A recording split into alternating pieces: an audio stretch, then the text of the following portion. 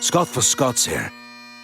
You ever want to grow new grass faster? Kinda like when you press the 2x playback button on your podcast so you can speed through episodes. Except at Scott's Turf Builder Rapid Grass, you're speeding your way from a thin and damaged lawn to a thicker, stronger one in just weeks. Bit too fast, maybe slow it down, okay. Let's just go back to normal speed.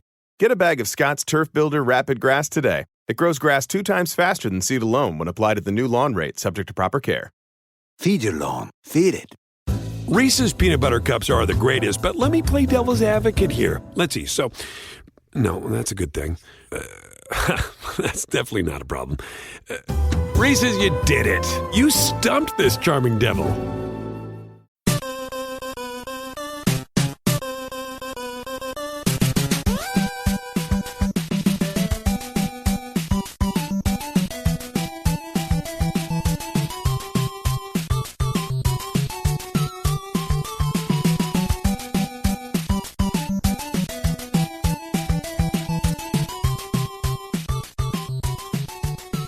Welcome to the family here on Purple Mafia. I am your host, Paladino Joey, or Joey Awajan. Purple Mafia is available on the sportstuff.com and on iTunes. I thank each and every one of you always for downloading and listening to this show. Well, we're back. Yeah, we're back. I don't even know what to say. Do you know what to say? Well, there's always something to say, isn't there? Well, yeah, the final scores is Seattle 10, Minnesota 9.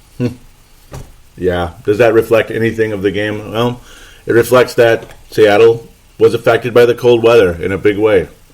The whole game you saw you saw Russell Wilson with the look in his face that you didn't used to see. You never really saw it, especially the last time he came to Minnesota. It was nothing but a confidence. He would just run right through us, first down every single time. Completely different atmosphere. Completely.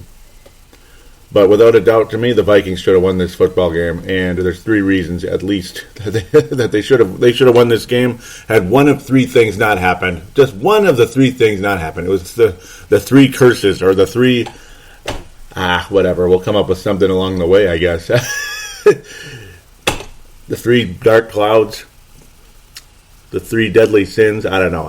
You get the idea. Or 3 lives in Super Mario Brothers. There you go. That might be about it. It's just, yeah, you get 3 lives when you start off Super Mario Brothers, I guess. And, well, we lost the last life at the flagpole at Bowser in World 8-4, basically, when it came to this one. I mean, come on, guys.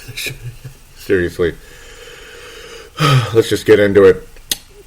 Early on, I didn't think the Vikings were going to win the game. I picked them to win, and I can't believe I came up with a high score. What was I thinking? 31-27. Why was I saying this was going to be a high-scoring game? I should have known better. Very, very poor on my part, and I deeply apologize. So there's a 4th mistake, you could say, in this game. But luckily, mine did not cost them the game. At least I would hope not. I don't know if it jinxed them or what the deal was. But, it didn't look like the Vikings were going to win the game. They looked timid. They looked kind of scared. Nothing really going on. Seattle seemed to be more confident, especially their defense. And when I saw Adrian Peterson not able to really go forward very often on his rush attempts, I was not very confident at all. But luckily, the Vikings were able to take a 3-0 lead at the end of the first quarter. That was nice. That was cool. And luckily, the good news about all this is Seattle wasn't able to get anywhere. You actually saw a pass rush. And you saw drop passes, catchable passes, by the way, too, that were dropped by Lockett along the way. But though, unfortunately, he made up for that, didn't he? Oh, he made up for it. He dropped the ball 4 times, or at least a couple of times they were dropped, and other times they were just throwaways. You get the idea. Throwaways, overthrows, whatever, underthrows, hurries. You know how that works. You get the guest. You get the guest in a big way. Vikings defense, utterly phenomenal the whole game, to be quite honest. Just one miscue, and then it led to another thing. We'll get to that later. I'm just bouncing around. Teddy Bridgewater, though, I got to tell you, at first I was so scared, like, oh boy, and a lot of people were scared, like, oh no, he's probably gonna wilt and stuff in a game like this. But at the same time, he always seems to step up when it's a big game. He does. When the Seahawks came to town earlier, you wouldn't necessarily classify it as a big game. It was like an important game, yes, but it wasn't like we need to win this game type of situation, a chance for him to shine. he showed up to play in this one. And when he was against Arizona, he showed up to play. When he was against the New York Giants, he showed up to play. When he was against Green Bay, well, not so much. But he's never played well against the Packers, though it's a very, very small sample size for Teddy Bridgewater against the Green Bay Packers, to be quite fair. So we'll kind of hold off on that for the time being. We'll let that continue to develop over the course of time. Pardon me. But Blair Walsh was able to get a 22-yard field goal. Well, at least he made one close one. As obviously that's been a fear with Blair Walsh most of the season. The longer range, like 40-somethings, he's pretty good at most of the time. 50-yarders, well, he can make them, and sometimes he misses this and that. But then some strange reason he'll miss extra points, and it's like, what the hell? And he'll miss a 33-yarder. You know, stuff like that. Stuff like that, right? The second quarter was an emotional grind back and forth. But the good news was the whole point of the first quarter or second quarter that was good is the fact that Seattle could do absolutely nothing against the Vikings defense. And again, Russell Wilson was literally jumping up and down with a worried, painful look on his face the entire game because of the extreme cold and the fact the Vikings defense is doing a damn good job on him. You actually saw a pass rush, like I said earlier, on Russell Wilson. You saw him having to hurry. The Vikings should have had more sacks in this game than they did. I don't know how this guy gets away with some of the throwaways he gets. It drives me just nuts. It's so cheap. And it's not cheating, it's just cheap. You know what I mean? It's like the last half of a second, he'll get the ball out of his hands before he's completely wrapped up by an Everson Griffin, Sharif Floyd, or whoever. But both Griffin and Floyd were fantastic the whole game. Everson Griffin was just downright wonderful the whole way. Linval Joseph was better against the rush than anything else, with the pass rush by the Everson Griffins and such along the way. Just absolutely fantastic. Daniil Hunter was in there at times. His statistics, nothing spectacular, only one tackle in the game. But he was in there. He was involved in it. That was the important part. Overall, good pass rush by the Vikings, good overall defense, and lots of knockaways during the course of the game, which really were just a thing of beauty. Even Eric Kendricks knocked the ball down a couple of times. Xavier Rhodes was fantastic the whole game. He really was. He got beat at times, but then he'd come back and he'd knock the ball away, and then the Seattle Seahawks would have to punt. And that was kind of the story throughout the first half and such. And into the second half as well, when things changed. Vikings only led 3-0 at the end of the half. It was a good thing. Vikings actually were leading the game. I mean, it was Seattle probably had this vibe like, can they score? And it drug on into the third quarter. And momentum's changed and started heading further and further towards the Vikings. And our confidence was higher. The fan base was getting so excited. We're finally going to beat these bastards. This jackass of a team, the Seattle Seahawks.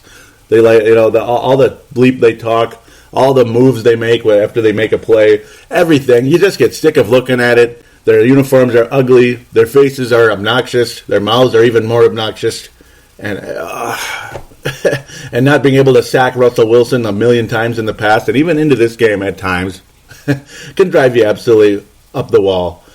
But seeing Seattle start to make penalties, start to make mistakes, start to get frustrated, start to get even kind of cheap-shotty a little bit here and there, roughing the quarterback and such, and the Vikings, well, not scoring touchdowns, which is going to haunt us for the rest of the winter and the rest of spring and summer and all that. Yeah, it's just a little while until September.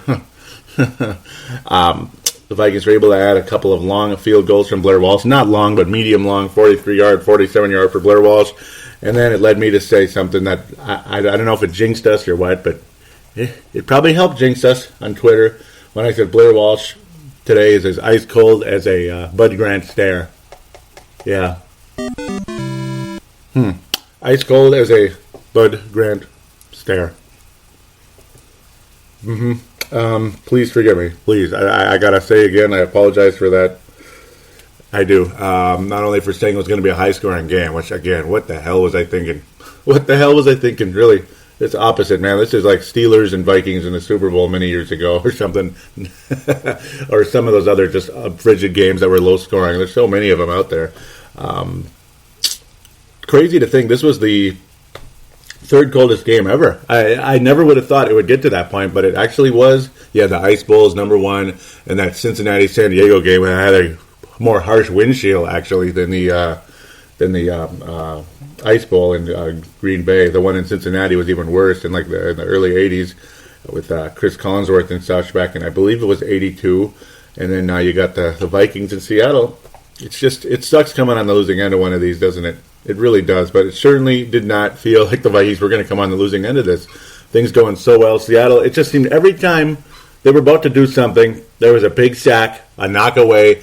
Okay, Seattle looked like they're getting something going, and then there it was again. The pass rush, a drop pass, whatever it was, having to throw the ball away, knocking the ball away, getting a guy tackled just before the first down, and they'd have to punt. And even Seattle going for it on fourth down at one point earlier in the game, and the Vikings were able to get a big stop that helped lead to one of the field goals as well. Just a very happy time for the Vikings there. So many times, though, the Vikings appeared they would at least get a field goal, and they went up punting. That's where the frustration would come in. But my frustration overall, before we head into that fourth quarter, dare I even go there, right, is it seemed like the Vikings were too focused on the run today, and too focused on the run, and I don't know. I mean, it wasn't working. Quite simple, it wasn't working, to be honest. Seattle's got the top pass rush in the NFL, rushing defense in the NFL. Their pass rush is pretty high too, I've got to say, but their rushing defense is the best in the league, best in all of football, and it showed. And Adrian Peterson, it just doesn't seem like he's ever the type that seems to break loose against a rush defense that's at the top. Some guys manage to break loose once in a while against it, but Adrian, as great as he is, it seems like it's just not his thing, I guess. He doesn't seem to break loose against a defense like this. And others during the course of the season that were elite rush defenses, he would struggle. And it's frustrating to watch. The Vikings should have elected to pass, I think, more often than they did. Only 24 attempts from Bridgewater. That's not that low. And again, 17 of 24 during the course of the game, about 71%. Very sharp in the game. It's a crying shame that nothing was able to be converted into a touchdown. Not a single drive was converted into a touchdown in this one. But the Vikings leading 9-0. Seattle looking and feeling like, I don't think we're ever going to score. And the frustration was really starting to set in, and that was a really good sign. The Vikings have this. But how many times have we seen this from Seattle? How many times does some just stupid miracle-type crap happen with the Seattle Seahawks? The reasons to hate football, the reasons to hate the Seahawks are mounting up right now as we head into this fourth quarter. I mean, I hate this team so much because of what the crap that they get away with. The lucky bounces, this and that, and just for some strange reason, the mental lapses of the opponents, like the Packers last year in the NFC title game, the Vikings during the course of this one here. It's kind of similar to it, but again, a much lower scoring game. It wasn't raining and warm like it was in Seattle last year for the Packers. Again, I wasn't cheering for the Packers. It's just annoying to watch Seattle get away with the crap they do. Boy. It's like you just knew. You just knew. Seattle was starting to drive. They get to the 50-yard line. And then, oh my God, something went wrong again for the Seahawks. This is it right here. This is going to be the nail in the coffin, man. We're going to get a fumble recovery. Maybe actually finally score a touchdown. Wouldn't that be something, huh? Wouldn't it be something? Yeah. Make it 16-0. This game would be just about over at that point, but against Seattle, you never know. But just saying, I think their confidence level would be pretty much zero at that point.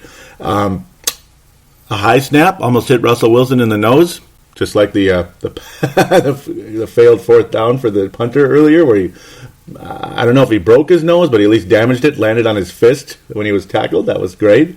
A botched snap to the punter earlier, which I should have mentioned. I do apologize. That was early on when the Vikings get one of their field goals. In fact, their first one. Way back in the first quarter, but stuff like that. Things just kept going wrong for the Seahawks. And then, well, Josh Robinson, I don't know what you're doing. What the hell was he thinking about? I can't understand it. You know, Russell Wilson was the only guy near that ball, so at least just get the sack here and wrap things up or force him to throw the ball away. But that's on the defensive line. Let them do their job. Josh Robinson just left Lockett open, and I mean wide open for no reason. And all Russell Wilson had to do was toss it to him. Just toss it. Just a quaint little game of catch. Didn't have to throw a bullet. Didn't have to thread the needle. Didn't have to do nothing. Didn't have to throw it in the bread basket. Nothing. Just a simple little toss because Josh Robinson was, I don't know. Is it the Viking curse? What is it? But there it is. There's deadly sin number 1. We'll call it the 3 deadly sins because there isn't 7 in this game. Well, I'm sure there were, but you get the idea. These were the most deadly of all. The first deadly sin and the first loss of Super Mario life here. There it is. Well, there it is. That's the first loss of life for Super Mario right here, if the Vikings are Mario. So now we're down to 2. Down to 2, right? Yeah, because then immediately after that, like clockwork, Seattle from about the 20-yard line would make another first down, and then ultimately Doug Baldwin, shock of the decade, pass to Doug Baldwin, open enough, touchdown Seattle, 9-7 game. Whole different ball game with quite a few minutes left. Quite a few minutes remaining in the game, 11:37 in fact. 11:37. Vikings get the ball back. Okay, everything will be fine. Everything's fine. Let's just calm down. Couple of nice little passes to Adrian Peterson. Man, this looks pretty good. Couple little passes to Adrian. Everything's fine. He's actually catching the ball. That's ironic. First down in the first one. Pass to Adrian Peterson. Wow, he crossed that first down line. But the ball's in the air. The ball is wide open, just flying up in the air. And Seattle recovered. Loss of life number 2. Yay. Isn't that just great? And it's like, you can't believe what you're watching here. You can't believe what you just saw. Like the Teddy Bridgewater left-hand hook shot, or whatever the heck it was, floater he threw to the Green Bay Packers last week. But that's kind of what that type of fumble was. Like, I couldn't believe he left the ball up in the air like that. But then again, you can believe it because that's Adrian. Rushing champion, this and that. Okay, the run wasn't working, so let's pass it to him. Funny what happens. It's just miraculously now that he's actually able to get in a tiny bit of open field, make a move or two, he gets a little bit too fancy and a little bit too careless, and the ball's up in the air and floating. Seattle has it back. Just moments later, they get into field goal range. They get close enough. Luckily, the Vikings defense was outstanding. And they get so much props for what they did the whole game. Outstanding defense. But Hushka, I just love that name. Steven Hushka nailed that 46-yarder like he was just, like it's nothing. And in just a matter of about 3 minutes or 4 minutes, it was a 9-0 game to a 10-9 game. Vikings couldn't do anything on the next drive. Scared me to death. I was almost in tears. Seattle got the ball back with about 5 minutes remaining. Vikings defense just absolutely awesome. Beautiful defense. Shut down Seattle. They couldn't do anything. We get the ball back one more time. The ball's pinned way back on the 10, or was it the 11? Something like that. And it's like, great. But there's still a chance. There's still a chance. And the Vikings put together a drive that would it make Joe Montana blush? Maybe not quite that good, but it was up there. It was pretty good. It was pretty impressive, to be honest. Teddy Bridgewater was sharp again, and he finally was able to add some numbers to his list. It was a beautiful thing to watch. Happy times indeed. But the Vikings also got some breaks along the way. Chancellor was flagged for a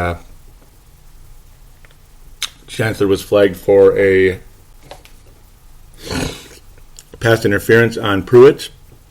And a fairly deep pass gave the Vikings unbelievably good field position. It was the second pass interference call in the game. Unfortunately, the Vikings only got a field goal earlier on. And, of course, one of the stops along the way, Trey Waynes was able to get an interception, and he was just so fantastic the whole game. As I was getting ahead of myself here. Multiple pass deflections by Trey Waynes, again, frustrating Russell Wilson. What a nice playoff debut for Trey Waynes and Teddy Bridgewater, to be quite honest. Both of them just were fantastic in this one. But Trey Waynes, again, multiple pass deflections, and then the interception. Russell Wilson kept the Vikings ahead at the time. But then, of course, all that crap happened later. Very frustrating indeed. The Vikings, though, again, that pass interference on Pruitt, against Pruitt. Vikings get better field position. Next play, the Vikings might be getting a little bit of that Seattle magic. Completion to Rudolph. Breaks a tackle, keeps going. Wow, oh my God, we're in field goal range already. So you start running the ball a little bit, make Seattle burn their timeouts, bring the clock down some more. and you can only get it down to 26 before you're forced to call a timeout because there's only so much time left on the play clock. Do I have to get into it? Do I have to? Do I have to talk about it? A 27-yard field goal attempt? Well, there was a bright sun and the wind was at his face. But it was a field goal, but it was a 27-yarder, you know? And he's made game winners in the past. That's Blair Walsh, of course. He's made 3 field goals in the game. He even made a 22-yarder in the game. So maybe he's okay up close. You know, there's nothing to the sun in the eyes and wind or anything. And, you know, maybe he's going to be just fine. You know, he's inconsistent. Sometimes he misses ones that make you go, what the hell just happened here? But he won't do that now. This is the biggest kick of his life so far until hopefully we get further into the Arizona and maybe NFC Championship game and such. He can then it's an even bigger kick for his career and his future. Do I have to? I mean, you just know the rest. It wasn't even close. Some people want to blame which side of the hash marks. It's all Adrian's fault in that thing. In that sense, it was on the left hash instead of the right hash. Well, he kicked it as if it was on the right hash. It looked like he was kicking it because from the right hash. That's basically how he kicked it. It would have been perfect, sure. It would have been perfect, pretty much. If it was from the right hash, it would have been good enough anyway. But it was from the left hash. Was it a mental block? Was it the laces out? Do we really have to bring in Ray Finkel here for from Ace Ventura? Do we really have to bring that up? Do we have to bring all that up? Do we have to? I guess we do for a couple months. It just leaves you right there. But there it is. Loss of life number 3. And of course, game over. Unbelievable, huh? I just that's what there it is. I mean, again, was there much more to say at this point?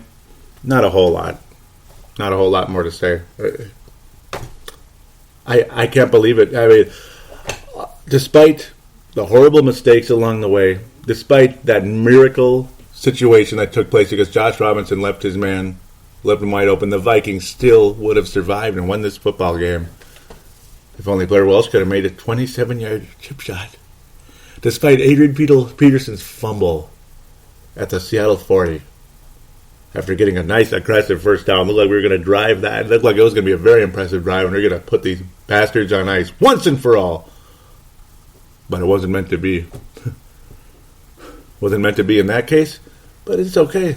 The Vikings defense, Trey Wayne's interception, all that good stuff. It's going to be all right. Nice pass rush. Griffin, Street Floyd, all that. We'll be just fine. All that horrible things that happen. We'll be just fine because Bridgewater's got this. And the referees were certainly not against us in this game. And that was nice. Very nice. I bet a lot of people expected they would be. No, I mean, we got the calls we wanted in this game. We did.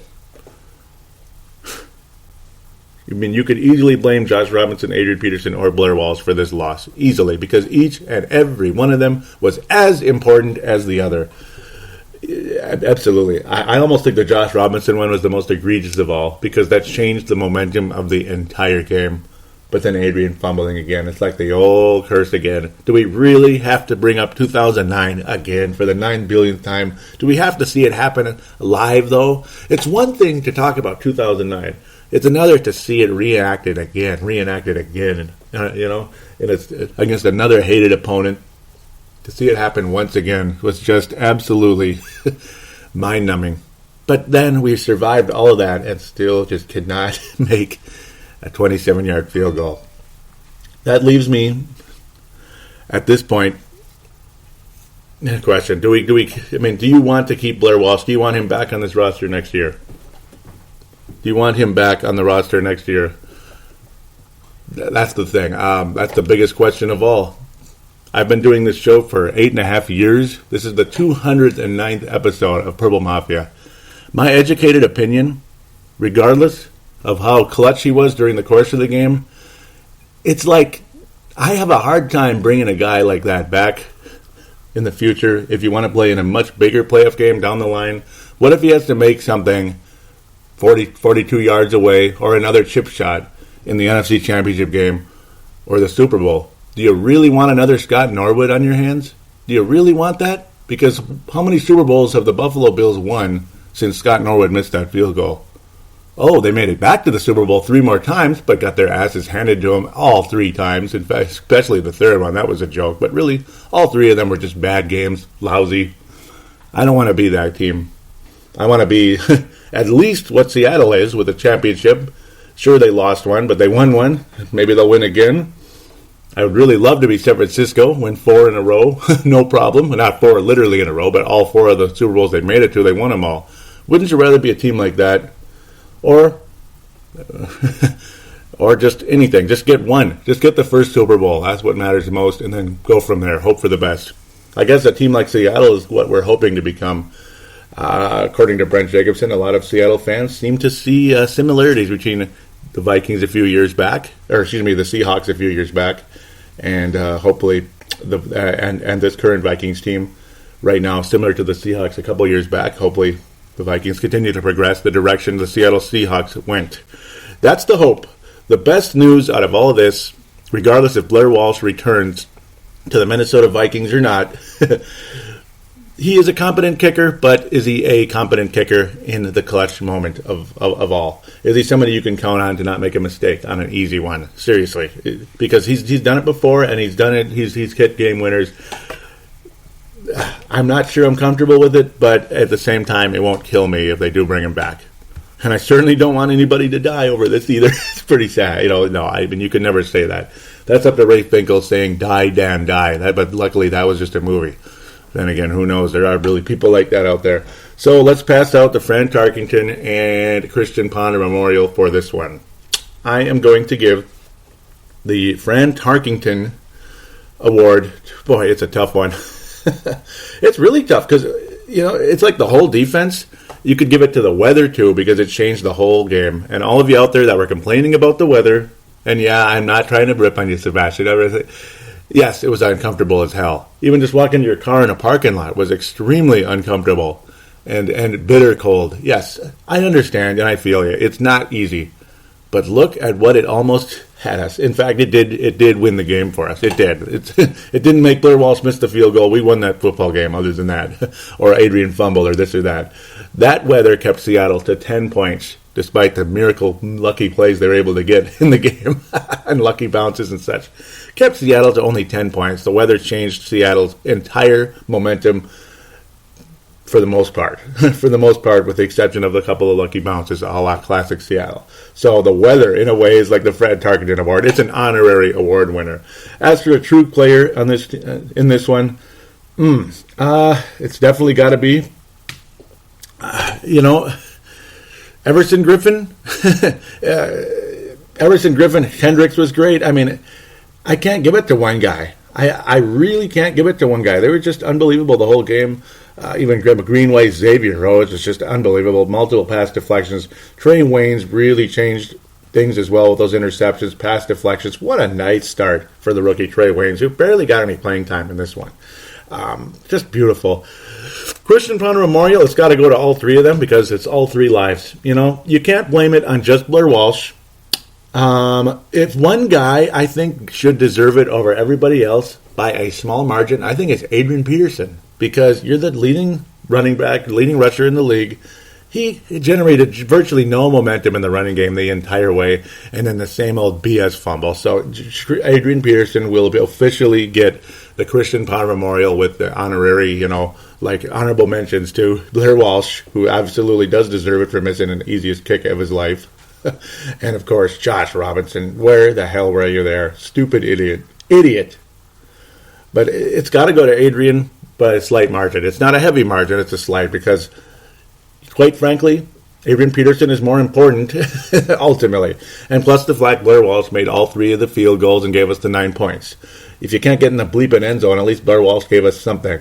Adrian couldn't get in the end zone. What if Adrian broke a tackle and got in the end zone on that final play of the game? You would have never been screaming at Blair Walsh. You would have been jumping up and down. Maybe if Blair missed the extra point, you'd have chuckled a little bit and said, "Come on, man, get your ass in gear." But whatever, we would have won the football game. There you go.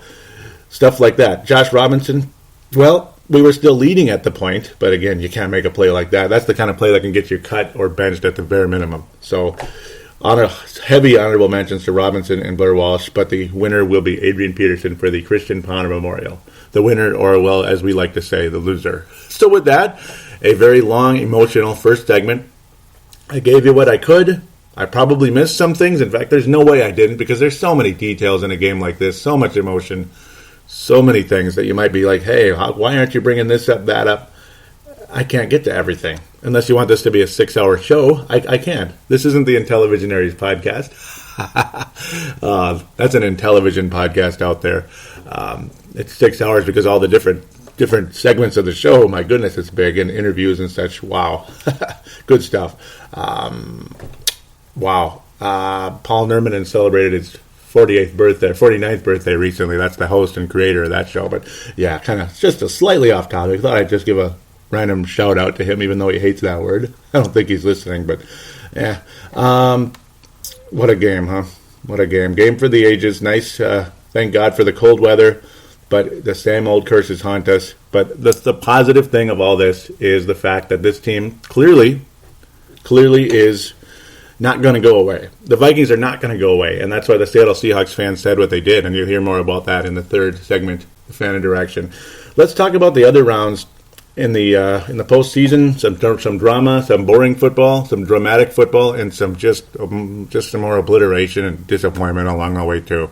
We know what that one is. We'll be back right after this.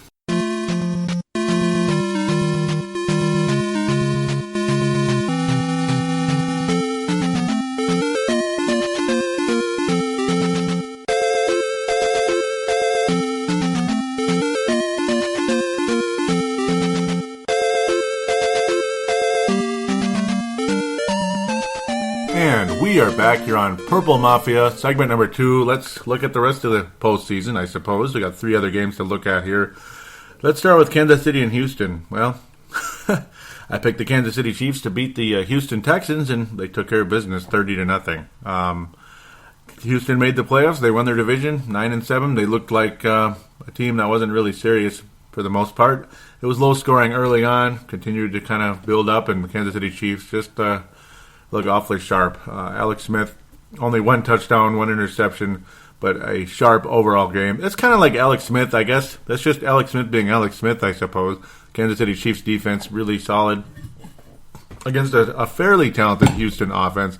Not the best, though. I mean, Brian Hoyer did not have a good game at all. 4 interceptions, just stupid-looking passes, 34 attempts, quarterback rating of 15.9, even lost a fumble, so 5 turnovers overall for Brian Hoyer. I liked him with Cleveland. Bad game, man. I mean, really bad game, 44%. Kansas City just made him look terrible. And the Chiefs are a decent team. Travis Kelce and Jeremy Maclin leading the way, but Kelce much more so. 8 catches, 128 yards. Chris Conley had a 9-yard touchdown along the way. You could just see the frustration on the Houston Texans' faces. They're just like, okay, what the hell? And Kansas City finally ends their playoff drought since '93, so it's over. We can say they got their their most recent postseason win was 2015. So there you go, 2015 season, but 2016 officially. Good game for the Chiefs. I'm going to keep that one pretty brief. I mean, Houston didn't even show up to play in that one. Pittsburgh, I picked the Pittsburgh Steelers to win. And they were up for a while. They were up for a long time. They even got it to a 15-0 lead. I remember it was 9-0 after 3 field goals. Sound familiar? It sounds familiar, all right. I shouldn't even go back to that. And then Roethlisberger was able to make it 15-0, completing a drive to Bryant, and then even a 2-point attempt, but that failed. 15-0. They're trying to make it 17-0 to have a more of a round score, and ended up being a wacky 15 score, because you're going to see some weird scores the rest of the way here. And then Cincinnati finally got their butts in gear, started playing way better in that fourth quarter, made the Cincinnati Bengals fans believe they're finally going to win this thing. Really good run, scoring what ended up being 2 touchdowns and a field goal in the middle of that. A field goal sandwich in between 2 touchdowns. It was a field goal sandwich, whatever the heck. I don't even know what to call it. But a really nice effort by the Cincinnati Bengals, and then things got stupid. Things got very stupid. The penalties started to take over. I couldn't believe what I was watching. Just an undisciplined team along the way. Adam Pac-Man Jones bumping the ref, getting a big penalty along the way. But the big one was Vantaz Perfect. He was not perfect on this play at all, quite honestly. The Steelers, it was going to be an incomplete pass. It was an incomplete pass, and the Steelers would have been out of field goal range. It would have been probably most likely over for the Pittsburgh Steelers, but Perfect decided to lay the smackdown on Antonio Brown. I mean, why, man? He just was on a collision course, nearly broke Antonio Brown's neck. The collision, concussion, neck injury, either way, just a careless, stupid penalty. Next thing you know, Cincinnati allows Pittsburgh to be in field goal range, and what happens? Yeah, it happened. Pittsburgh Steelers, Chris Boswell, able to nail a 35-yarder in the closing seconds, and Pittsburgh, unlike Minnesota, frickin' dang it, wins the game. And the Cincinnati Bengals fans, which were very similar to Minnesota, were left in tears. I mean, their playoff drought was going to end. It was going to end, and I was going to be very happy for them. You know, even though it's like, okay, I'll be wrong here. I won't have another undefeated postseason. But, well, I was off to an undefeated start, I guess, because of Perfect made a stupid play, and along the way, Pittsburgh was clutch enough. Ben Roethlisberger left the game as well during with a shoulder injury that's kind of been ongoing during the course of the season. He's just been having huge troubles. He's always exiting the game because of shoulder injuries. It's kind of a sham, but he's good enough. He's hanging in there. We'll talk about what's going to happen very shortly with Pittsburgh next week when they head to Denver. But Cincinnati didn't even have their starting quarterback. They still almost won the game. Crazy. Roethlisberger ultimately good numbers. 92 quarterback rating, 229 yards. Certainly not the high completion percentage, though. Only 58%, attempted 31 passes. McCarron attempted 41 passes. His completion percentage is 56, and a costly interception and fumble lost along the way. That doesn't help, and that helped the Steelers kind of take the lead in the first half of the game, or first three quarters or so. Cincinnati finally got things going in the fourth with McCarron and such. It was like, man, they were going to escape and maybe get Andy Dalton back. No, it's over. Cincinnati's done. Heartbreaker for them. They know how we feel here. They're still waiting for their first Super Bowl as well. And then we'll wrap up the review segment with just to wrap up one of the worst sports days in Minnesota history. It opened up with the Vikings and that nonsense, followed very quickly by the Timberwolves, who played well early against Dallas, then gave up a huge lead, and then made us kind of a comeback in the fourth quarter. Still didn't finish the job, and then and then this happens: Green Bay, Washington, 35-18, and then of course the Wild couldn't finish the job against the New Jersey Devils either. 2-1 loss, a horrible day. By the way, Gopher basketball threw in another blowout loss. They're probably the worst Gopher basketball team since at minimum the Dan Munson days, maybe even worse. I mean, awful. Washington started out the way I thought they would. They started out very solid. I wasn't expecting a safety or anything, but hey, well, Redskins will take it. Then they had a field goal, goes from 2-0 to 5-0, then 11-0. Kirk Cousins leading the way early in that second quarter. Washington up 11-0. All is right. All's looking good. And then next thing you know, Washington starts having some defensive lapses, and Green Bay just takes over the football game. Washington then makes another good drive in the third quarter to make it 18-17, and then it's just all Green Bay from there. It's like, good night. And it wasn't even a competition after that. I mean, the Packers looked like the Packers again. They looked like the old Packers. Rodgers certainly not dominant in the game, but good enough. He was at least as good as he was in TCF Bank Stadium when they played very well here about a month or so ago. Not so much absolute chagrin. About 6 weeks ago now. It's been a while. Eddie Lacy also was outstanding in the game. I can't believe I'm saying that. I couldn't believe the Redskins couldn't tackle the guy. Missed tackles. He went for a 30-yard run. Embarrassing. Starks at a 22-yarder. The Redskins, at the end of the day, their tackling was just terrible. Just absolutely terrible, and that's what definitely helped cost the game. But again, the fact Aaron Rodgers was significantly more sharp. It's almost like the Packers lost to us on purpose, but then again, no, they didn't. The Vikings were legitimately playing good football. It's like you wonder, though. You wonder sometimes, because I guess Washington was a more winnable effort, but Seattle almost lost to the Vikings anyway. Just imagine, and that makes the Vikings look awfully, awfully damn good. Crazy when you consider 81,367 people were in attendance in that game. Wow. Wow, they love their Redskins there in Washington. Plus, there's a lot of people living there as well. So, yeah, Redskins and Green Bay, not what a lot of us wanted. I love those maroon uniforms. They're very cool. They look like the Gophers, but actually a little better. I like those way more than their white uniforms. I got sick of looking at them. Because the Redskins for the longest time didn't wear their maroon colors, but they look good today, or yesterday, whatever. And unfortunately, Green Bay was Green Bay again, 35-18. It's going to be interesting to see how they fare next week, but, shall we jump into it? Let's just jump right into the reviews, shall we? I'll do it in the order that they will be played. I wanted to do it that way. Nah, let's not say we did, all right? Let's not say we did. They're all important, by the way. Let's start with Kansas City, New England. The Chiefs are better than I expected. I still don't think they're going to beat the New England Patriots in Gillette Stadium, though. I don't think so. And this is the first game, Saturday, 4:35. I think the New England Patriots are going to beat the Kansas City Chiefs. This is the farthest the Chiefs will have gotten since 97 when they had the first round bye, 13-3 record with Steve Bono as the quarterback. We all knew that wasn't going to last. It just wasn't going to last. They ended up losing the game to Jim Harbaugh and company. Pretty crazy. Harbaugh and all of them went on a nice run. Or was it 96? I can't remember. That was 95. It was a long time ago.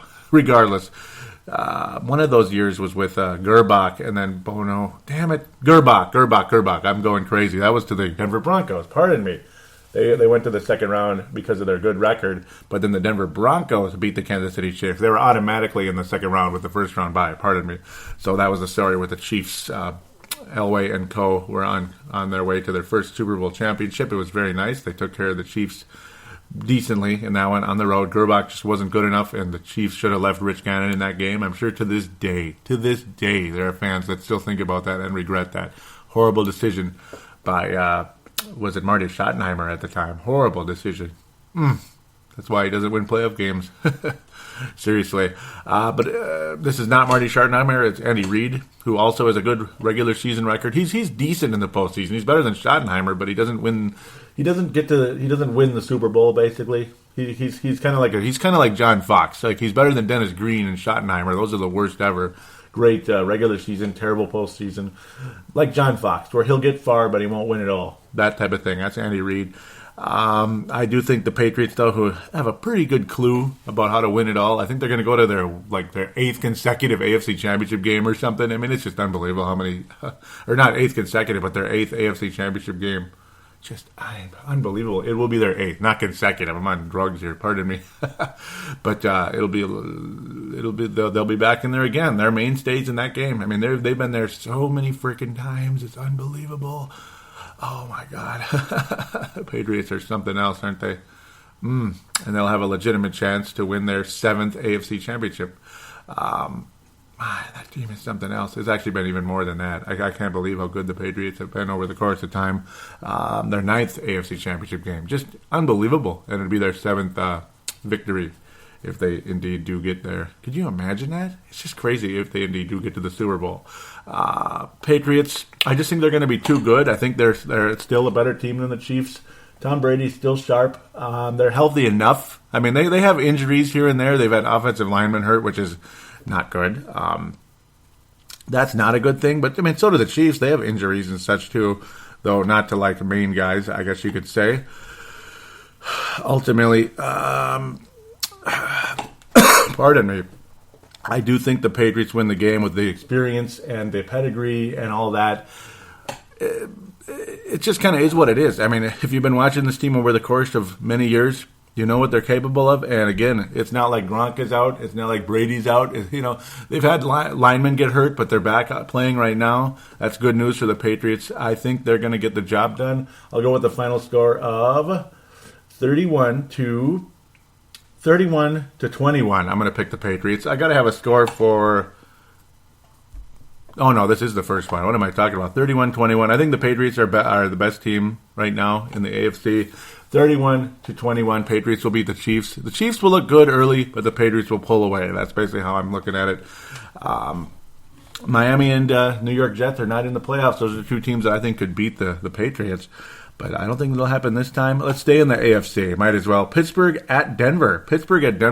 The only thing I think that could derail the Pittsburgh Steelers is Ben Roethlisberger's shoulder. Otherwise, I think the Steelers are going to upset the Denver Broncos, semi-upset, you could say. The Steelers are the Seattle Seahawks of the NFC, without a doubt. Doesn't mean I think the Seahawks are going to the Super Bowl, but doesn't mean the Steelers are either.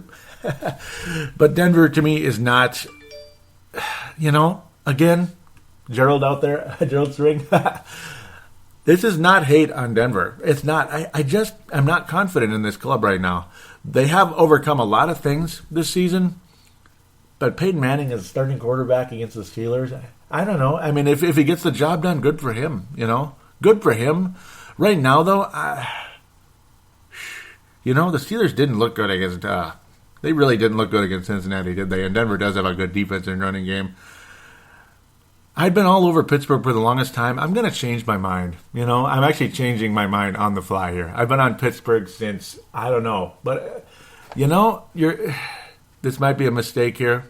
But, hey, I'm not going to go undefeated anymore because Minnesota and Washington both failed me in the NFC. So, hell with that. What the hell? I'm going to go with the Broncos. I'm literally changing my mind on the fly. So do pardon me for that if I sound kind of silly, if it's not really that black and white radio. Well, it's black and white now because I am going to pick the Steelers the Broncos. Their defense, I think, is going to be too much for Pittsburgh. I think Denver's offense is better than Cincinnati's. Cincinnati mustered 18 points against the Steelers. I just, without a starting quarterback, and of course Dalton isn't exactly clutch, but he's better than McCarron. Don't be surprised to see Osweiler in the game at some point. It's probably going to be a fairly close one early, but I think the Broncos will pull away in this one. So there you go, Gerald. I think their defense is going to be too much. Ben Roethlisberger will make things interesting early, but as much as I don't trust Peyton Manning in his age, his health, this and that, I don't trust Ben Roethlisberger right now with his health. His statistics have been good most of the season, but they're not as dominant as last year or earlier this season. He's been on the down spiral, and when you got a shoulder injury that just continues to rear its ugly head time and time again, I don't think the Steelers are going to win the game. Now, the more I come back to it, Denver's got a better defense than the Cincinnati Bengals, and Cincinnati has a good defense, but not as good as Denver's.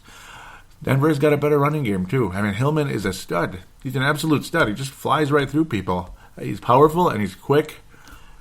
Denver Broncos are going to win the game, in my opinion, 28-21. 28-21. So you get 21 again. That's creative. But that's what the Steelers are going to get, 28-21. The Broncos will pull it off. They'll win the game over the Steelers. There'll be a nice drive late in the game, lead to a touchdown, and the Steelers will not be able to finish the job against the Denver defense. So Broncos, Patriots, AFC Championship game, that'll be different.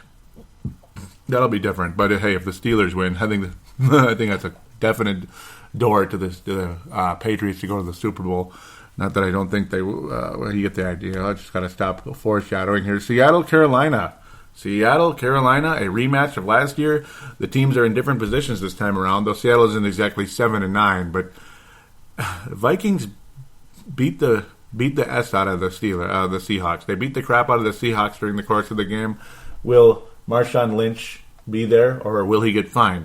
That's the question. Is he going to be there, or is he going to get fined? Regardless, Michael was okay against the Vikings. He was okay, and that's about it. Marshawn Lynch and his abdominal issue. It's all a crapshoot, but at the end of the day, I think the Panthers right now are better than the Seahawks. They're kind of like the Seattle Seahawks last year, I would say. I think the Carolina Panthers will beat the Seattle Seahawks. I think the Vikings exposed enough of them. It's not going to be freezing cold, though, in Carolina. Oh, it's certainly not. But the Carolina Panthers are a strong team.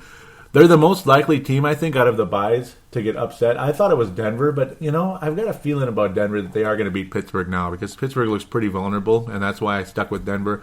But Carolina, I think, again, they're a significantly better team than the Seahawks. So I think they'll make it to the NFC Championship game for the third time in franchise history. They went way back against the Cowboys. Or is it the fourth time already? It's been I think it's the third. They went against the Cowboys way back in 95. They beat they went against the... Yeah, it was the Cowboys. They went also against the...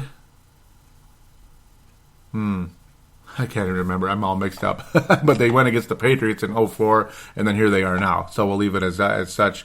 My memory's all going ably right now, but because it's not super relevant at this point how many times they went there ultimately.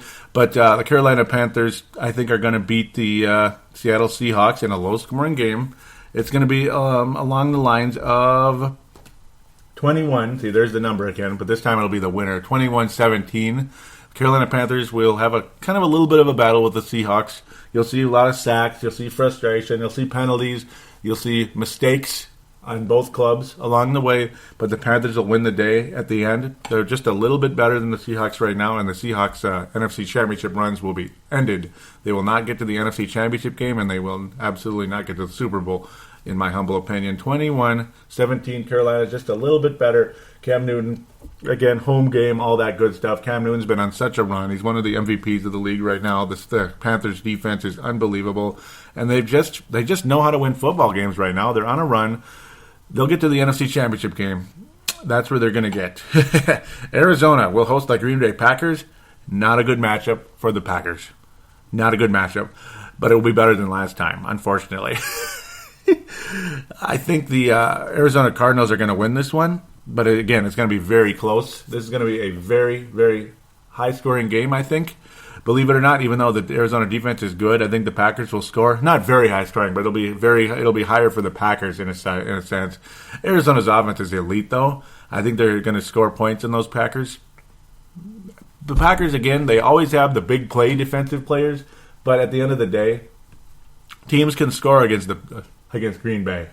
Maybe not Teddy Bridgewater now, but in time they will. Arizona has played very well against the Packers, and their defense is really good, obviously. It really sucks that Tyrann Mathieu is out, but it seems like they didn't really lose a beat against them.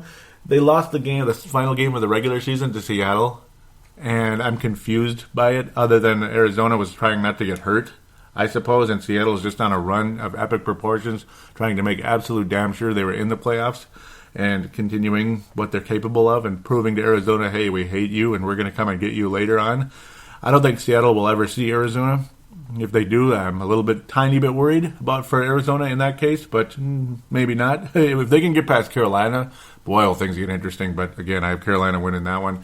I'm going to go with Arizona in this one. They're going to score 38 points again. They're going to be outstanding in the game. I think Carson Palmer is one of the MVP candidates out there. Larry Fitzgerald's definitely been on a renaissance of a season. The Packers' run's going to end. They're not going to be as good as they were against Washington. The Redskins were just not up for the challenge. They just weren't. The Arizona Cardinals will be up for the challenge. This is Bruce Arians' chance to finally have a healthy team in the postseason, and they're going to kick their butts. They're going to get it done. They're going to beat the Packers pretty good. 38-24. 38-24. Arizona will win the game. Green Bay is going to score a bit. They're going to make it interesting, and Arizona will pull away in the fourth quarter, and maybe even the third. But by about 8 minutes left in the fourth quarter, you're going to probably have a pretty comfortable feeling at who's going to win the game and move to the NFC Championship game. For the second time in their history, the Arizona Cardinals will make it to the NFC Championship game for the second time in their history. We know they're 1-0 in that game, and that's going to help their chances, I think. No, not really. It doesn't really matter, but but the Arizona Cardinals are a team that I feel very highly of. It's just too bad, again, about Tyrann Mathieu, Honey Badger's injury out for the season, but they have managed to fill that role nicely during the last couple of weeks. So that's the hope right now for the Arizona Cardinals, that their pass defense will not suffer too much. That is definitely the hope on that side of things. So there it is. I was about to start predicting the next round, but no, I can't do that. I can't predict the next round. Let's let this round go through first. I was almost going to do that. I apologize. So right now I have Carolina hosting the Arizona Cardinals in the NFC Championship game, and Denver hosting the Patriots in the AFC Championship game. As for that, you can probably get an idea where I'm going. You can probably get an idea. I left about 1 million hints in there where I'm going for the Super Bowl, but we'll just let that head where it does after next week. Because what if neither one of them survives the weekend? You never know. So we'll leave that alone. We'll get to it when it's time. We're going to come back for Fan Interaction. We'll lead off with another call from the Brent Jacobson.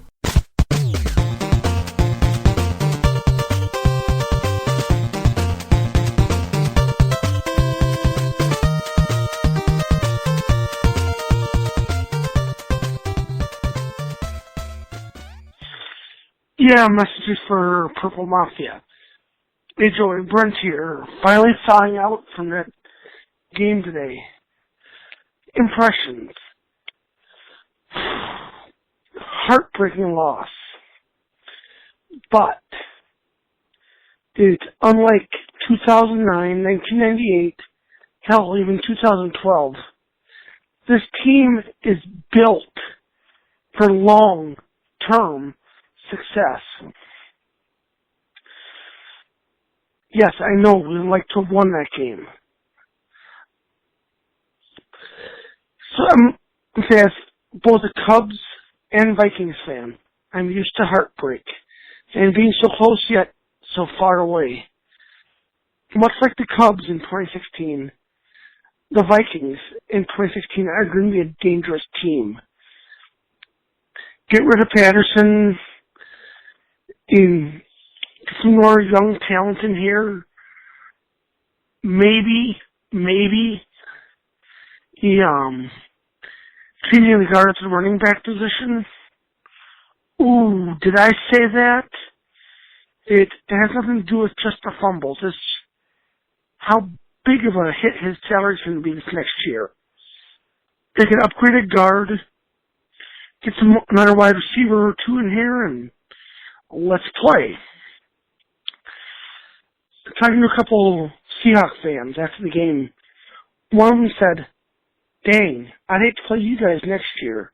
You're going to be dangerous." Another fan said, "Teddy this year reminds me a lot of Wilson in his second season." You know, I like the sound of that. Yes, I know, we all would have liked to have won that game.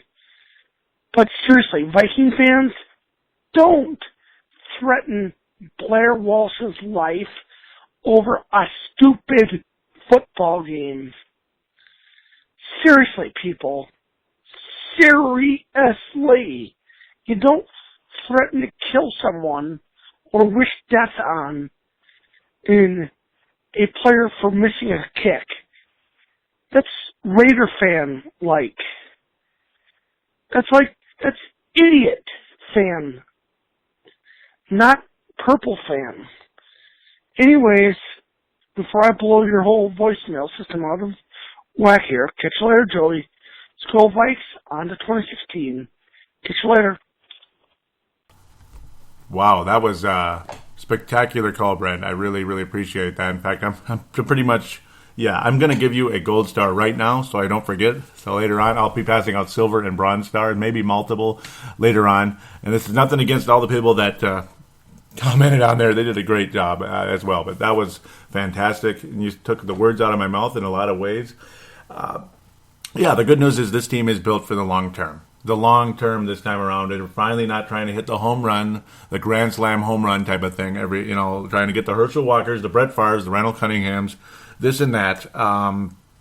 We finally build for the long term through the draft and occasional free agent here and there. There's nothing wrong with that, as long as it's not like trying to center your whole franchise around some miracle trade or miracle free agent. This time the Vikings are built for the long term. On the defensive line, the linebackers, the quarterback, the receivers, Stephon Diggs, Everson Griffin, Sharif Floyd, Danielle Hunter, Anthony Barr, Eric Kendricks. Man, and don't be surprised to see the Vikings hopefully get at least one more significant linebacker along the way via the draft, one more defensive lineman. But now I got to think the draft has got to shift highly to that offensive line, because if you get a good offensive line, the Minnesota Vikings are Super Bowl contenders. They absolutely are, because Teddy Bridgewater is going to get better, and with a good offensive line, you know for a fact that Teddy Bridgewater will get better. You would have never seen Christian Ponder play anything the way Teddy Bridgewater did yesterday, and that is really, really good news ultimately. The one other position that might be in question a bit, and it's the impressive way you wrapped up the call there too, by why in the hell would you threaten Blair Walsh's life? I agree completely. It is a football game. He didn't kill anybody. He didn't have any type of malpractice, or anything like that. He wasn't a vehicular homicide or anything like that. It wasn't any type of negligent type of thing. It was negligent. It was a negligent miss of a field goal. It shows that something isn't completely right with him mentally in that type of moment, and that's dashed my confidence in him quite a bit, to be honest with you. Long term in a playoff game at home or on the road, certainly at home already, but on the road it might be even tougher. So his long term future with the Vikings to me is clouded. It's not clear as in like, yes, you got to keep him. It's clouded as in, I don't know. You really want to keep him? Is he really the right kicker for this team? And I don't know. Drafting a kicker isn't always a good thing. Sometimes you're just better off getting a free agent kicker. It seems like they're always out there. And of course, the Vikings signed Ryan Longwell, who I would have had a hell of a lot more confidence in that situation than this guy. But for the longest time, though, it seemed like he was a long-term core kicker for a while, for like his first 2 years or so. And then like last year, he started to miss a lot. But then this year, it was like, wow, what the hell is up with this guy? And then he'd have some hot streaks and some nice moments, and then this. After finishing fairly strong this year with a couple of weird like little gaffes here and there on extra points, then this happens. What the hell? What the hell? So that's the thing. Yeah, you can't threaten his life or anything. Thank you, Brent, for that call. It really got me going, and the listeners probably, I'm sure, appreciated it very much. I'm going to give you a gold star right now in case... I think I already just said that. But yeah, I'm going to give you a gold star right now, just in case, so I don't forget later on. And because my mind tends to wander with all this information in front of me, so silvers and bronzes will be passed out later on. So there you go. Time to head to that Facebook page. First of all, to get to the Facebook page, simply type in Purple Mafia Show, Minnesota Vikings Show, in the search bar on Facebook, and there you go. Just get there and click on the big like button in the upper left-hand area. I won't quite say corner, but it's the upper left-hand area of the page. So let's get started into the... I'm going to kind of start at the bottom of the in-game posts. So this may take a little while, but, we just got to interact with people here. Mark Carlson right after the field goal saying, because, obviously it's already after the game. It's like kind of in the heat of the moment here. Let's get some emotion. Mark Carlson out of Iowa saying, I am going to die. And that was after I said WTF, but, I was just not happy at all. Just want to thank so many of you, though, for your comments and stuff during the course of the game and after the game. So much fun. So I just want to give you all a huge, huge hand. You're all gold stars in my book, and I mean that sincerely. I'm not being Mr. Cliche. Brett McCarthy saying, oh, my God. Dave Hickey, also out of Iowa, saying it wasn't even close. And Tony Coleman with a very interesting comment here saying, turns out, because I do remember, he says, turns out I was right about Walsh. I've been saying all season about how he's crap and needs to go. People defended him to me all season. True, the only points in this game are his, but his inconsistency shows when it counts. I said at the beginning of this season, and I say again, time for a new kicker. I can't argue with you. I can't defend Blair Walsh for that kick. I can't, Mark Carlson says this is a big disappointment. Tony continuing saying Seattle didn't so much win the game as Minnesota lost it. Absolutely. Minnesota won that football game, and Seattle, Minnesota won that game, and we gave it away. Seattle was able to get it because we gift-wrapped it to them. Mark Carlson saying star comment. I agree. Tony Coleman is going to be one of the stars of the show. Brent Jacobson has been given the gold, but that doesn't mean there won't be a Cole gold, we'll just say, but we'll see. It's kind of, again, kind of a go with the flow thing. I kind of run on the fly with the stars because there's so many comments. Dave Hickey saying he can make 50 plus field goals all year, but misses. But all his misses were short. Yeah, you know what he's kind of reminding me of? You know what we should call Blair Walsh? Happy Gilmore. He's Happy Gilmore, right? He can blast that when he's at the driving range, just blast that golf ball way out there. But when it's time to putt, blankety blank blank blank blah, blah, blah, blah, blah, blah, blah, blah, blah, blah. Yeah, that's Blair Walsh. He's Happy Gilmore. We might as well call him Happy Blair or Happy Walsh. Whatever. Let's go. Gerald String, last year's Gold Star winner for the entire season, and a strong candidate for at least one of the 3 stars for this year, says... Not that none of you aren't, I'll just say, but Gerald is way up there. He says, well, here we go again. Copyright Ronald Reagan. I threw that part in. He says, well, there you go again. Probably only Walsh feels worse than me. Dave Hickey says they very well might be looking for a new place kicker next year after Zimmer's reaction after the game. As much as I want to blame Walsh for this game, you can't. AP did nothing again but cost us points and momentum. Wallace, a complete joke all year. He is gone next year too, and CP better be gone too. Sendejo missed a pick. Yeah, it was a gimme. And I didn't even get to that because it's just so much emotion. There were so many things, and I knew I'd, like, during the breaks and during even, it's like, how do I not even get to this and get to that? Just so much emotion, so I get distracted, which is not cool. Sendejo missed a pick. Captain whiffed on Wilson, yep. And it's like, yeah, Captain Munnerlyn, and I was talking about Josh Robinson. I got confused. Was it Robinson or Munnerlyn? But it was ultimately Munnerlyn. But Robinson had to do with the confusion as well. It's just a big miss there. On the second life loss, the final life, of course, was Walsh. And I'm, yeah, let's just go from there. Touchdown. Clifton Wilson, the touchdown drive was a huge play in the game. In fact, you could say that was the tone setter for the rest of the way for the fourth quarter in the Seattle Sea Hawks, Chickens, whatever you want to call them. I said field goals were not going to win this game, and, well, yeah, I wanted to be wrong, but no. The only thing now that will brighten my day, especially when I've got to work all night, is a Green Bay loss. Yeah, that's unfortunate. I wanted to end the soundbite there, but you know what? I've added enough here. I'm probably wearing you out with that, even though I enjoyed the hell out of it. Mark Carlson wrapping up this small section, saying, "Yes, I will feel a bit better when the cheese turds get thoroughly trounced." I really thought Washington was going to be ready for that game, and whatever, Sunday was a crappy day. Sunday was a really awful, awful day. Awful.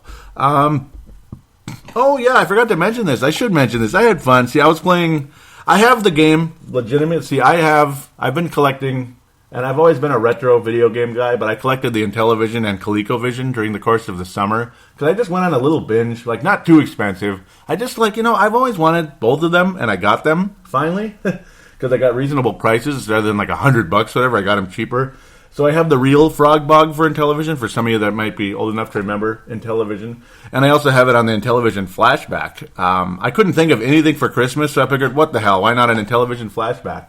So I was able to get one for Christmas, even though it's not that expensive. It's just something to gift wrap and say, cool, it's fun, and you feel young again. Well, I played Frog Bog, long story longer, right before the game, and there's a purple frog and a white frog. The purple frog is the Vikings, the white frog is, Seattle, and the purple frog won 225-35.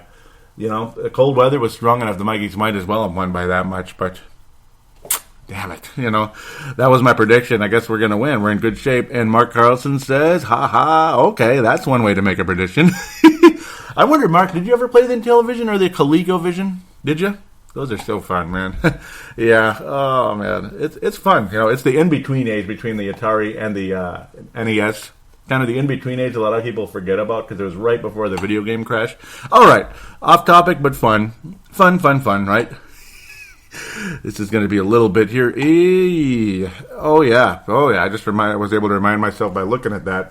I'm going to kind of bounce around here very, very quickly here. I was able to get a star from Jeff Froyland. I'll read it in a second. Here we go, as it'll eventually load. I'll start with the whole Seahawks thing here. Hopefully you're not getting any noise from the audio. Apologize for this. Justin Mayer Henry starts off things saying, "Ugh, hurts so much to be bleeped over by a gimme kick again." And yeah, I actually opened things up by saying Scott Norwood strikes again. What a jerk. Walsh is done. And for those of you wondering who Ken Norwood is, well, that might not be old enough. The 1990 Super Bowl, took place in January 91. Giants-Bills. Who won the football game? The Giants. Who should have won the football game? Buffalo. But Ken, I keep calling him Ken. I got Ken Norton on the mind. But Scott Norwood missed a gimme, a 21-yarder that would have won the game for the Buffalo Bills. They would have been Super Bowl champions. And who knows how different history would have been had that kick gone through. But, of course, he was immediately cut the next day. And Steve Christie was drafted in the first round. I've never heard of that. A kicker drafted in the first round. Oh, well, that'll get you a Super Bowl championship. Won at Buffalo. There you go. There's the final piece. Well, no. They got back, but they didn't win. They needed more than that, I guess. That was unfortunate. But, yeah, I came to the conclusion it is Jeff Froyland because it says Jeff F79.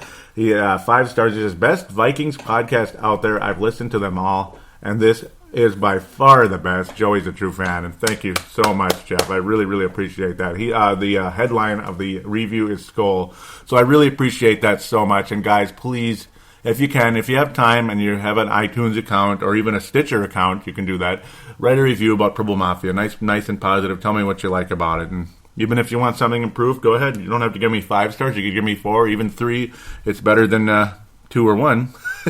Yankee says Gary Anderson reborn. And yes, Gary Anderson has been a theme, as has been Ray.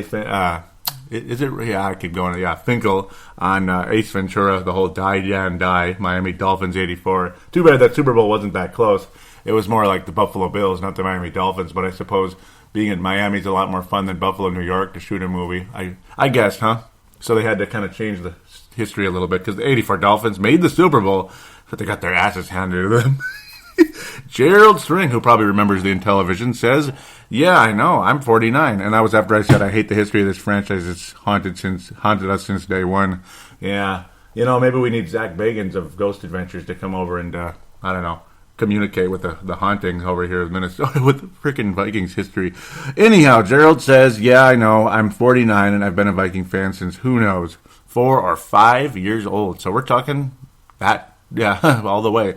He says, "I remember getting on the bus after Oakland embarrassed us back in 1977. Yep, that was the bad one. I remember that like it was yesterday. I was 11 years old, and the high school kids giving me a bad time. It's been like that forever. Just sucks to lose this way." It does, and it has been like that forever. See, that was the kind of game where, the Vikings had a good opening drive, and there was a fumble at the goal line to open things out, and it's just like, bleep this, turned it off. You know what I mean? It was Ronald Reagan time. Here we go, or there you go again. There was no tearing down the wall in that case. Damn. Okay. Brett McCarthy said, "We had these guys, Walsh." I don't know what to say. Jeff Froyland, who is a star candidate after posting that. Thank you very much. Still a great season, NFC North champs. Yep, keeping it positive there. Yeah, and something to build on. Justin Mayer Henry says, "A gem here. Well, let's say it together. There's always next year." And I'm like, I can't say it anymore. I got 5 likes for that. That's kind of funny. Where's the 50,000 likes? No, I'm kidding. Yeah, right.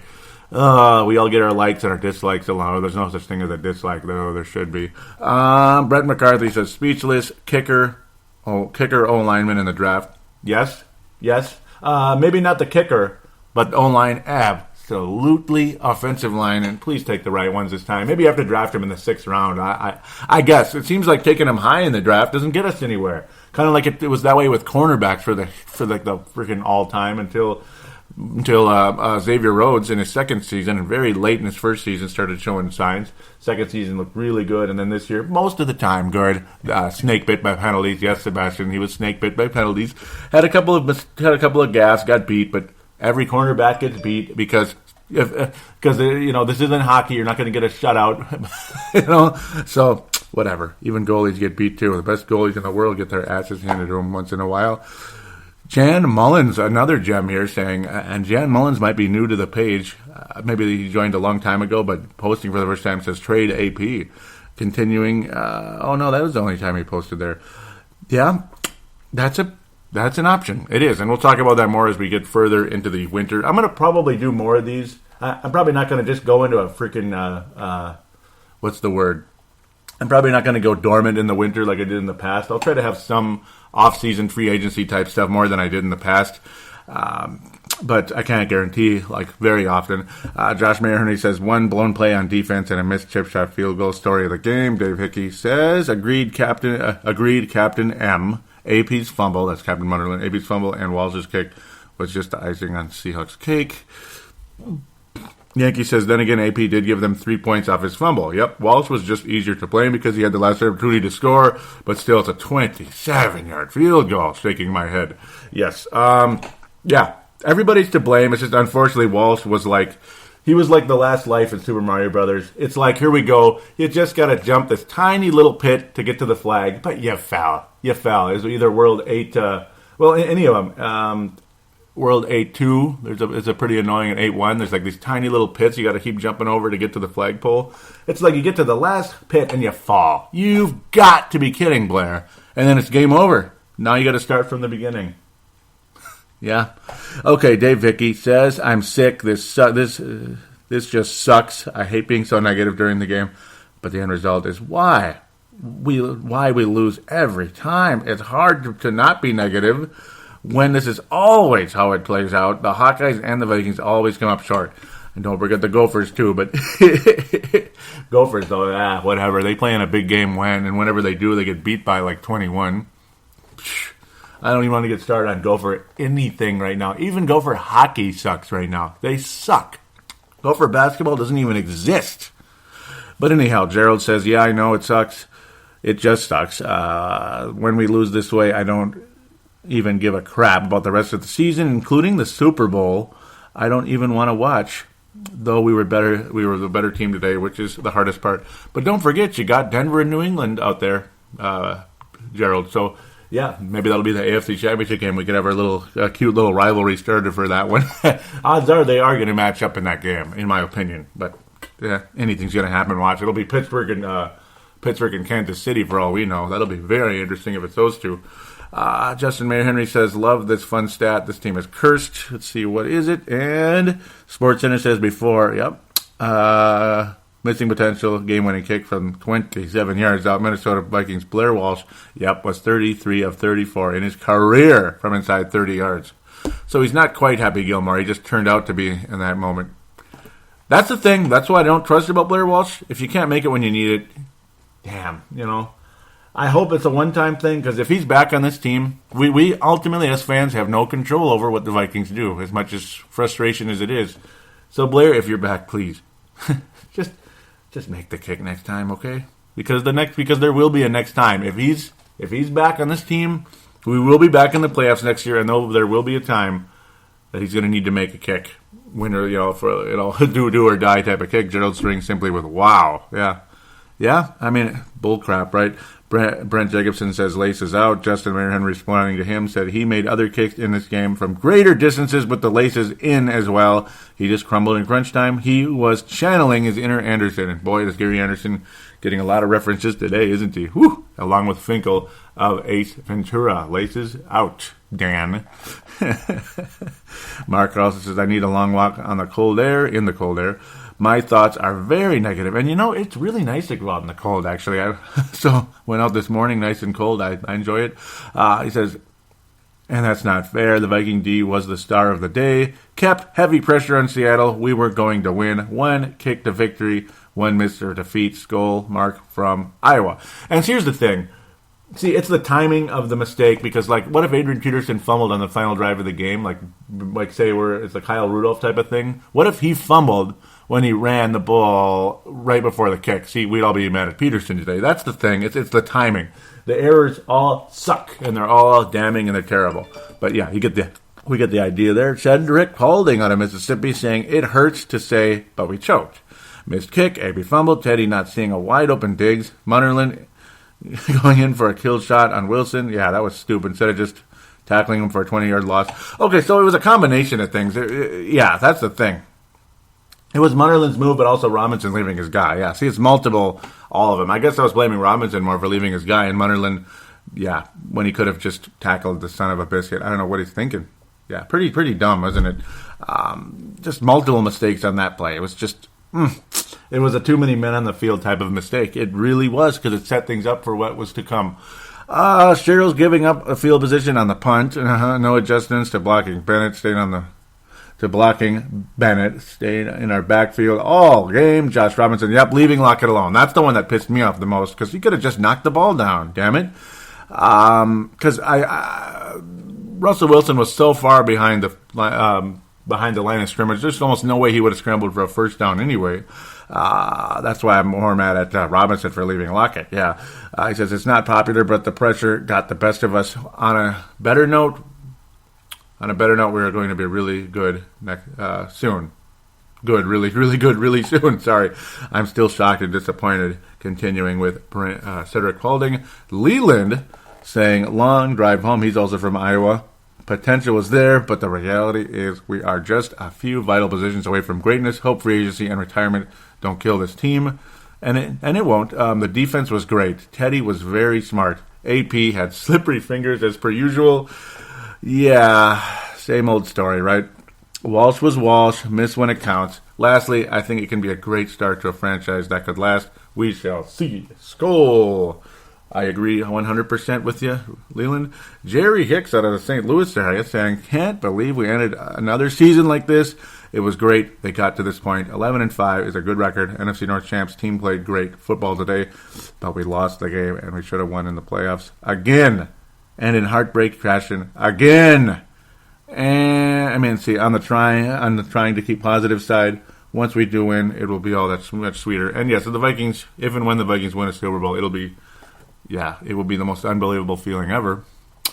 Leland continuing, saying, all right now that my brain has thawed, I just want to give a few insights on the game. So apparently Leland was there, even though from Iowa, but then the long drive home. He says the weather was ungodly yesterday. When the wind picked up, it burned the skin. So he was definitely there. But our hearts warmed up to see Bud Grant on a freaking polo, in a freaking polo for the coin toss. These men faced adversity and almost won. Were we outplayed? Hell no.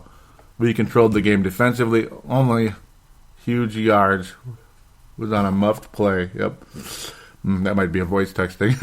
I'm not sure of the stats, but it seemed we had the ball a lot more. Oh, and we did. A lot more, especially early on.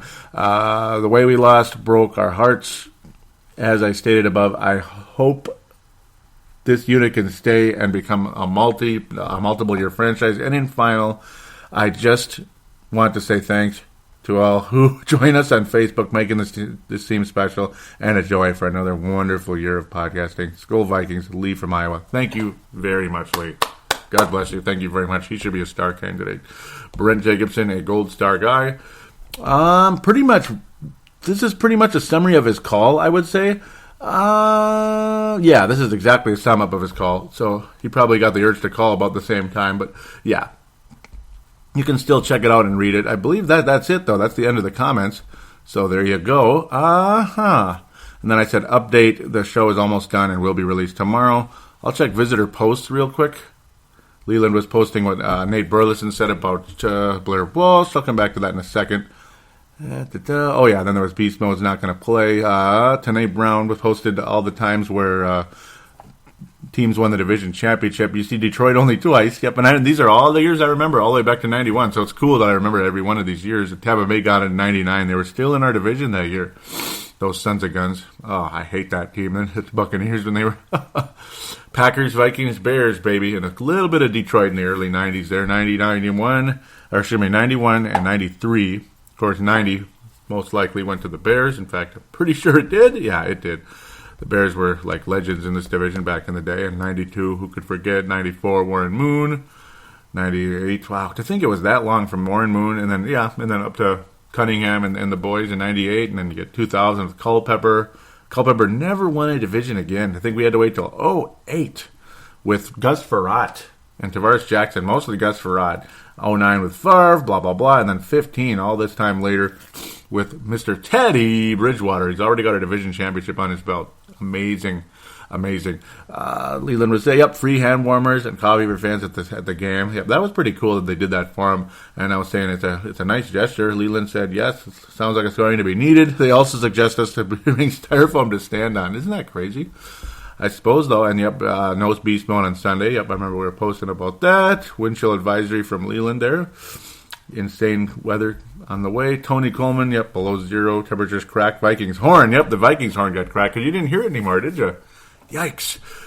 Nate Burleson, I'll read this very, very, very quickly. Nate Burleson, former Viking, former Seattle Seahawk, says to Blair Walsh, I know today seems like a dark day in your athletic career, but you will bounce back better and stronger from this, brother. You have kicked game winners before and will make game winners in the future. And not to mention, you were a huge part of why the Vikes were in the game with 3 field goals, so hold your head high. Now to all the so-called fans who have taken to social media to put him down, curse out, and threaten him and his family, please take a long, hard look in the mirror if y'all had your mistakes on grand display for the world to see. Would you want thousands of people tearing you down with harsh words and threats? No. We have to be a bit more sensitive to one another in the moments in which we fail. If we can't lean on each other to encourage us through the dark times, then we are lost as a society. Trust me, there is nobody that feels worse than Blair Walsh right now. So let's try to rebuild instead of destroy. Or try to build instead of destroy. All right. I can definitely respect that. People have a right to be mad, sure. And I'm sure Blair Walsh knows that. Of course he does. Blair Walsh is mad. Yeah, I mean, I'm sure he's pissed off. He's like, man, I should have made that. We should be going to the next round. I should not have missed that crap. This pisses me off. And and at the end of the day, of course, other people screwed up, and they deserve blame too. Big time. Defensive laps. Yeah, we went over it already. Game over, Super Mario Brothers. To the Twitter account, at Purple Mafia Show, at Purple Mafia Show. Let's just keep rolling here. How did he say? Mad Martin, Dave Martin was saying short passing could be the key. Just eating the clock would help big time, and that was a huge thing with the Vikings throughout the day. Here we go. This is where I wanted to start, because I can't read all the in-game stuff. It's so long. Dave saying, and it's Scotland and everything. And it was a fun conversation back and forth. Just love Dave Martin. He says, so why is Zimmer not in conversation for Coach of the Year? What he's done in just 2 years. I think he should be the Coach of the Year, frankly, or at least way up there. Maybe not maybe not exactly. Rivera or Bruce Arians, I think, should be in it, and I think Zimmer should be in it. I think those three should be candidates at the bare minimum to get it. It'll either Bruce Arians or Rivera would probably get it, though, out of Carolina with that 15-1 record that nobody saw coming. Let's keep moving a bit. I've already read that. It's funny how I went there. Yep, Mad Martin said he was feeling good about this, but Narv has to find a way to deal with Bennett. Yep. I'd like to move up a bit rather than have so much in-game stuff. Okay, where was it? Yep, Mad Martin is saying shades of that bleeping Saints game causes the trip to the Super Bowl. Yeah, it's so true. Mad Martin saying time for Teddy to step up. That was that play there. Yep. He wanted a touchdown. Dallas Dietzenbacher liked that a lot. Sam Gupta said... Yep, I was saying, what was I saying that he was agreeing with? I was saying, worked so hard, all game for some cheap bleep like that, so lame. And then Sam Gupta saying, totally agree, but you can never count the Seahawks out. Remember how they dismantled the Packers last year? And yes, they always miraculously come up with cheap last-second crap. Yep, yeah, it's like I get in a bad mood, and I hate the way Seattle always seems to miraculously come up with some miracles crap, some Hail Mary, some random thing, and it always happens, but then they tried to go for it. They tried to go for a trick play against the Patriots, and it finally caught them and embarrassed them on the biggest stage of all.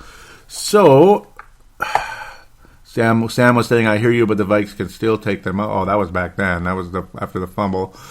Sam was saying, again, man, awesome job creating a community of Viking fans. I have no Vikes fans near me, so you and others get me by, and thank you very much, Sam. I really appreciate you. Hope you have been enjoying the show during the course of time. Because, yeah, he's been around a while, actually, Sam. He says, time flies, but you do a great job. We all appreciate the time and energy you put into it, and thank you so much. Yeah, and it's been over 8 years. He says, by the way, I think number 31 is going to solve this for us, that at the running back position. Mad Martin saying, I second that. And number 31 being McKinnon at the time. Okay, we got through that. Yep, Mad Martin wanted that last drive for victory, and it was there. Anthony Carlson saying, what a terrible way to end a great season. Laces out. Everybody knows that. Dave out of Scotland saying, screw AP and that bloody kicker. Don't believe we lost. That is a 27-yard field goal. Really, he's done. I feel sick to the stomach. Sam was saying, ouch, but Walsh has been money in the past. Leave it to the Sea Chickens to pull this out, but they are vulnerable. Yep, and that's what I was saying. Seattle lost this game. It's just not fair. Not fair at all. Blair Walsh needs to be cut tomorrow morning. And I simply responded to Sam, you can't count on him. I mean, I was in the moment right there, pissed off. Do you blame me? And at the same time, I mean, I don't blame anybody if they say cut Walsh. I hope I'm not banging on the microphone here. I apologize. Damn, this thing is kind of just not enough space around here. D. Fry says, I hate the Seahawks. Agreed, I hate the Seahawks. Tanae was saying, was just watching the updates at work, thought we had it. Yeah, Tanae out of Seattle. D. Fry's from Chicago. Mad Martin getting near wrapping things up, saying, we are all hurting right now, but a solid season. Zimmer has put the heart back in this team. They battled their arses off. Yeah, I agree. Malcolm out of California says there's nothing worse than dominating a game but losing it.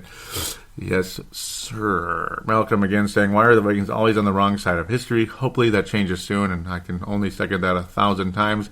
And then there were follows and likes and all that. And thank you very much. Andre and I had a conversation as well. We went to school together. We even watched the Vikings and Rams in the 1999 divisional round game. Vikings were doing well. And then the second half was a buzzkill, literally like PA would call it. Yeah. Kickoff return touchdown, and then it was just all Rams after that. It was so frustrating. And me and Andre had a point, like, in case he's listening, there was a part where we were kind of chuckling as the Rams kept scoring touchdowns. And what if Jeff George and Chris Carter just stood up and started clapping for the Rams? Like, whatever, our defense sucks so bad, whatever, might as well applaud you guys' offense being so amazing. Oh, boy. So, well, Gold Star, Brent Jacobson, Silver Star, 2. Boy, it's everywhere. Tony Coleman's going to get the Silver Star today, for sure. I mean, just awesome comments back and forth. Leland's going to get a bronze. Jeff Froyland's going to get a bronze. Yep, for sure. Jeff Froyland's at least going to get a bronze. Just thank you so much for the, I'm going to, Jeff should get a silver. I mean, when you get give me a 5-star rating, it's so valuable to this show. I just thank you so much. Leland, just lots of awesome things to say. Sam Gupta, I'm going to give 2. Yeah, I'm just going to be real generous because it's so many comments and such a big moment here. Such a big show as well. Gold Star Brent,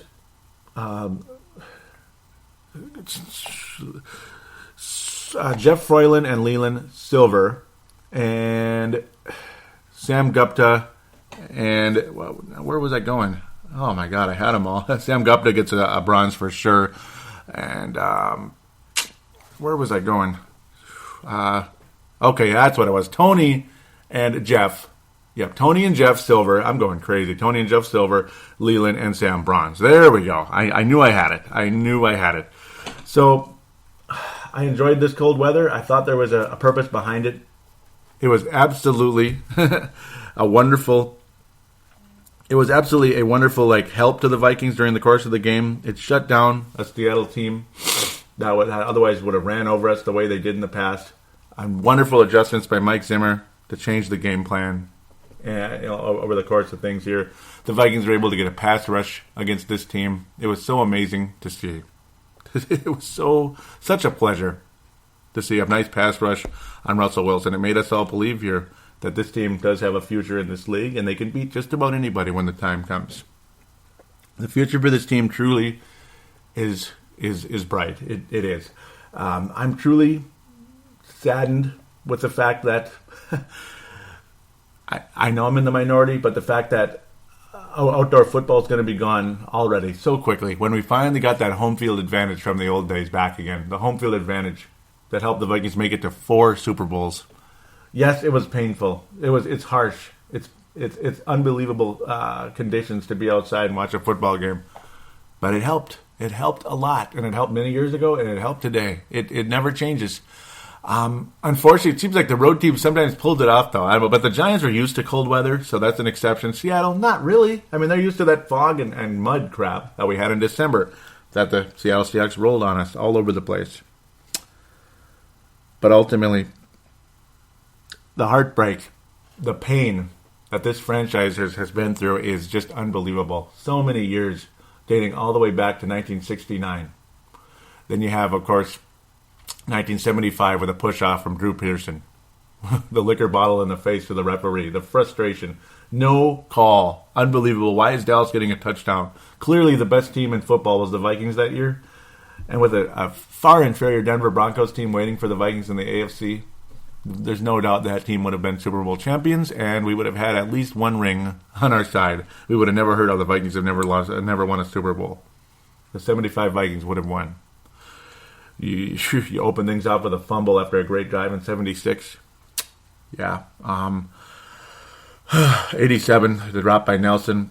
A team far better than its record because of the whole strike and the replacement players and all that crap. The Vikings were really bad with the replacement group during the strike of 87. A wonderful team trying to carry the momentum that the 87 Twins brought to this town. The Vikings were jumping on board, and they were going to be the second team to win a championship in just a couple months. Just how amazing was that? It was unbelievable.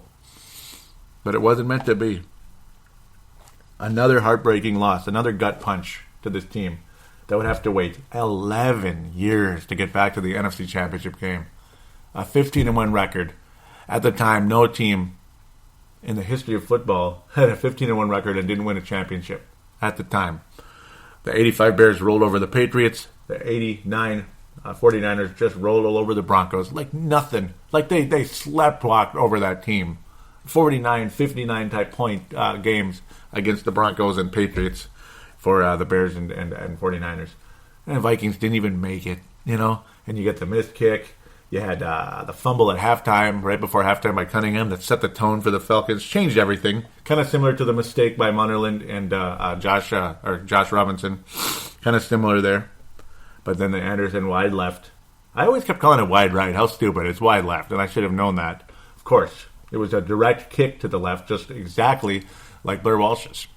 You had, and I hate rehashing this and wearing you guys out, but just 2 years later, wow, we didn't have to wait 11 years. We're back. And we got a young quarterback who's the best goal line threat in the history of football. You could get a 2-point conversion every single time you want one with a guy with as much power and athleticism as Dante Culpepper, a goal line threat of legends. And he's a quarterback with a great arm and all that. And you fumble the first kickoff, of course, against the Giants in the Meadowlands. You fumble the first kickoff. And you fumble the second kickoff, and it's 14-0 before the popcorn's even out of the microwave, or the hot dog's off the roller, or the grill, or whatever it is.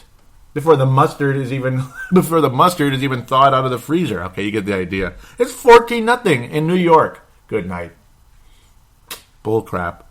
Then you had to wait 9 whole bleeping years, and you had to try to go for the home run play. You thought you had a long-term quarterback in Culpepper. Well, you didn't, apparently. Due to injury, and of course the fact he was so inconsistent, even though when he was good he was great, but not particularly clutch. You had Favre, the home run pick, a team that was ready, but only with a 1-year window.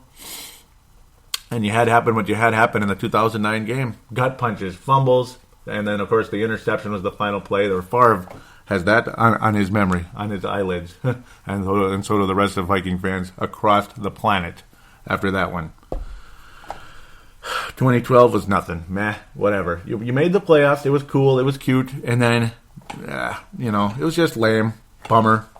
But this team, Teddy Bridgewater, showing up to play in a cold environment, it was so cool. I felt so bad for him that the Vikings couldn't get it done for him. Ultimately, the fumbles and this and that. And then Blair Walsh missing the gimme of his life. But at the end of the day, it just seems like at the end of the day, this team has been stricken with the curse of 1969. I keep calling it that. It all started with losing to the Kansas City Chiefs in that Super Bowl. The Vikings favored by 18 points in that game. 18 points in that game. And they ended up losing 24-7, and the 7 part didn't even come until the end of the game, and it was already 24-0. Kind of similar to the Washington Redskins game way back in 92. But the Vikings scored the 7 points at the beginning after an interception touchdown and never scored another point the rest of the way in the Metrodome. It seemed like this all started with that one game. That change, that turn, that moment in history. It all starts. And the quest has continued year in and year out to finally end it. End the drought, end the frustration, end the heartbreak. Right now, you have a franchise in place with Teddy Bridgewater at quarterback, Mike Zimmer as head coach. So many great players on defense are in place. Young and old to challenge this now 46-year-old curse. The question is, will they finally be the ones to end it, or will they ultimately be consumed by it? In time, we'll know for sure.